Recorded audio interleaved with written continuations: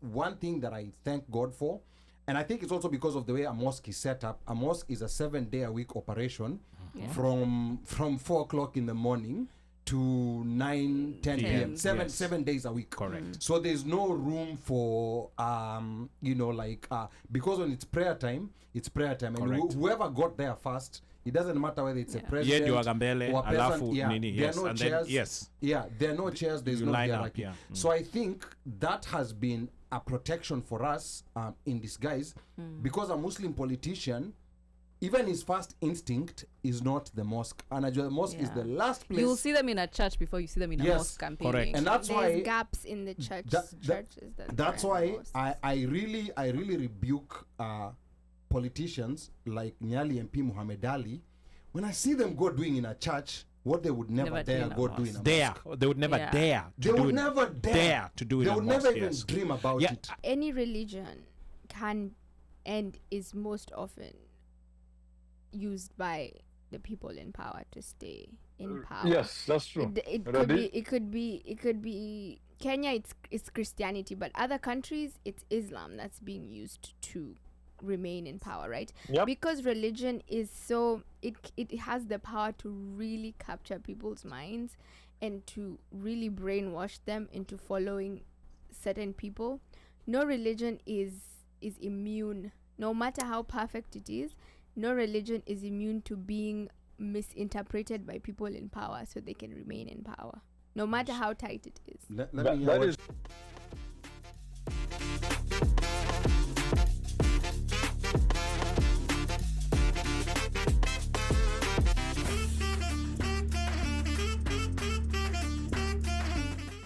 How are young Muslims in Kenya redefining the role of the masjid, imams, ulamas in the face of injustice? Are Gen Z Muslims also experiencing a crisis in faith like our Christian counterparts?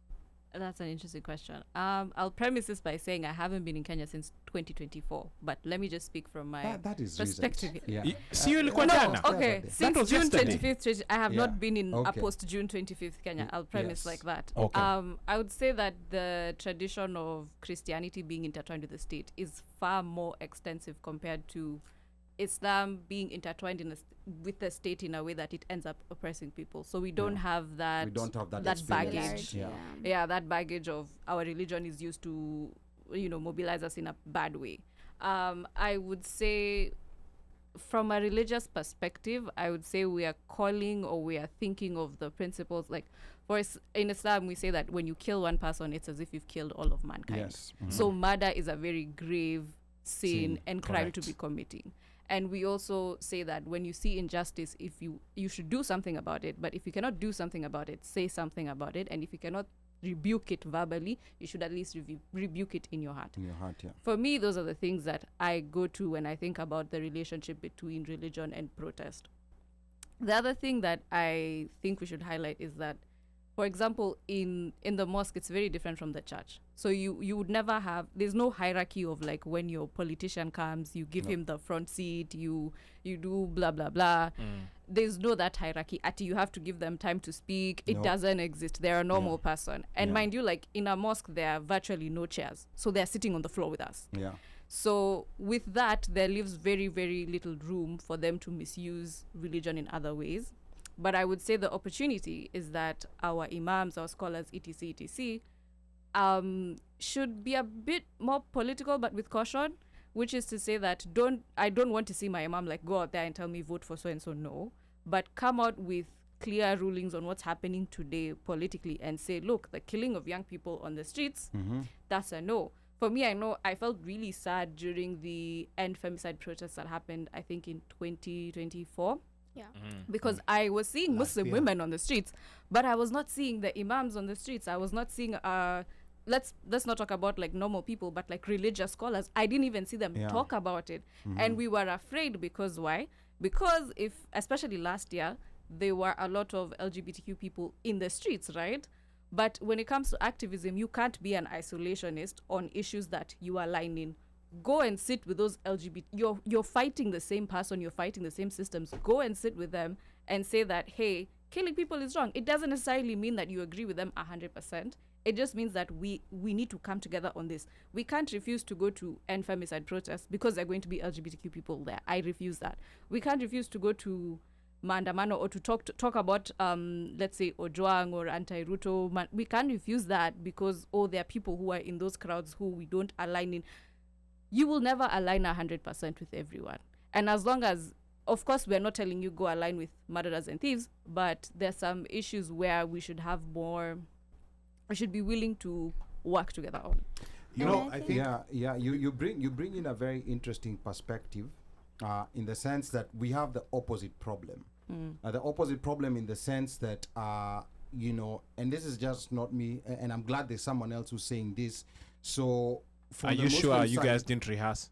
So from the Muslim side, no rehearsals. No, Ali, I have to ask because Ali brings, I'm enjoying you, but Ali brings these things. Yes. Ali, because he's a one-sided, what is it, should I say, Muslim activist or voice? No, you see. In the studio.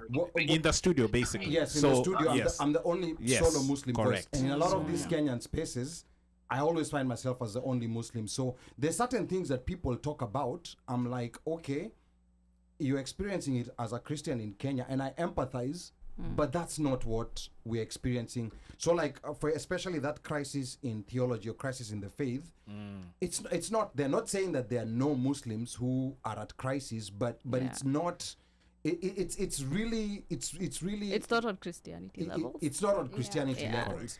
Yeah, and then the other thing that Sheila mentioned is that the other opposite problem that we have is that our ulamas, they stay away from these controversial issues. They stay away from this. One thing that I thank God for, and I think it's also because of the way a mosque is set up. A mosque is a 7-day-a-week operation from 4 o'clock in the morning to 9, 10 p.m. Seven days a week. Correct. So there's no room for, because when it's prayer time, and whoever got there first, it doesn't matter whether it's a president or a person. There are no chairs. There are no chairs. There's no hierarchy. So I think that has been a protection for us in disguise, because a Muslim politician, even his first instinct is not the mosque. And the mosque is the last place. You'll see them in a church before you see them in a mosque campaigning. Correct. And that's There's gaps in the churches. That's why I really rebuke politicians like Nyali MP Muhammad Ali. When I see them go doing in a church what they would never dare go do in a mosque. They would never dare. They would never dare to do it. They would never even dream about it. Ali, so I really feel bad when I see these Muslim politicians go in churches and causing havoc, abuse the worship time, because like when it's worship time, that's a sacred time, whatever religion you're in. So you have this, that you're not supposed to do this, but then where unaenda kwa kanisa, you start giving a speech during worship time. To me, like the Muslim politicians who do that, and they would never dare do that. Work. They would be given an audience in a mosque. But then you also have to take into consideration audience, which churches they do this in, and you also have to take into consideration what is the basis of that church being created. Religion and politics have gone hand in hand since time immemorial.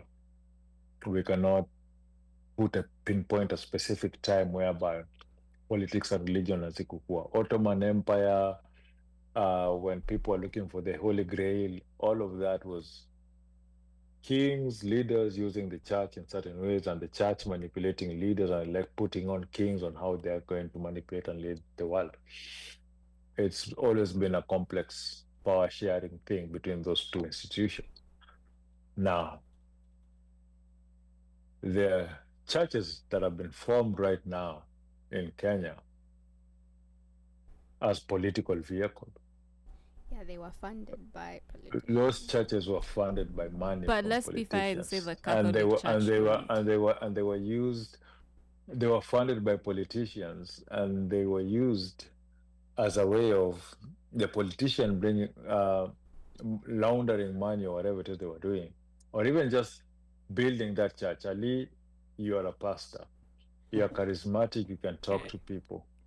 But I know for you to reach certain numbers of people, you need a certain amount of look. You need a bigger church. you need more outreach, you need everything. Your congregation can't fund that for you. I come in, I'm a politician, and I donate to you. And when you preach to your people and you tell your people, unaona vile kanisa yetu imegrow, ni Mika, ni vile Mika ndo ametusaidia. Mika ndo mwenye Mungu ametutumia kwetu akuja tusaidie. Your congregation is going to be thankful to me as their savior, of saving their church, of building their church, improving it, and making it big. Thus, by proxy, they become my voters. Wow. Like that is my base by strength, because when they think that huyu jamaa akitoka kanisa yetu inakufa, huyu jamaa akitoka alifikisha kanisa yetu hapa, right?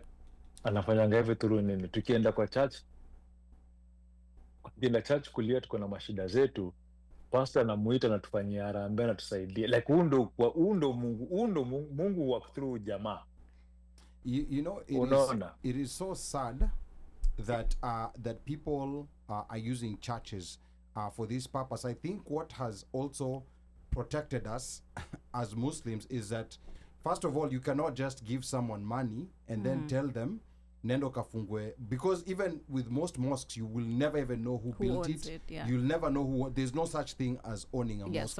And then the other thing is that you cannot just be charismatic and go become, you know, like a religious leader, an ulama or an imam, because there's a barrier of Muslims have this culture of memorizing the Quran.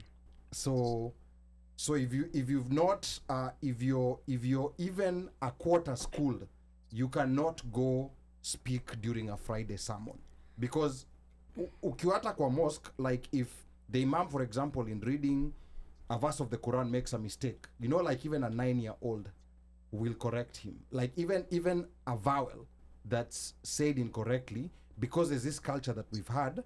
So it's kind of like a self-check and balance. So it's very difficult to call Ali atio Ali or charismatic, we sasa nenda ukaongoze ile msikiti, you know, like it will, utasimama kwa hiyo mimbar, watu wanakawa na kuangalia na umesema mimbar. Oh, okay. Yes. So I actually think though that no religion is spared from state gymnastics. Like if any religion can and is most often used by the people in power to stay in power. Yes, that's true. It could be Kenya, it's Christianity, but other countries it's Islam that's being used to remain in power, right? Yep. Because religion is so it has the power to really capture people's minds and to really brainwash them into following certain people. No religion is immune, no matter how perfect it is. No religion is immune to being misinterpreted by people in power so they can remain in power, no matter how tight it is. Let me hear what Chila has to say about that. It is the only beacon of hope for so many people. Okay, but let me hear what Chila... And that is why you will find that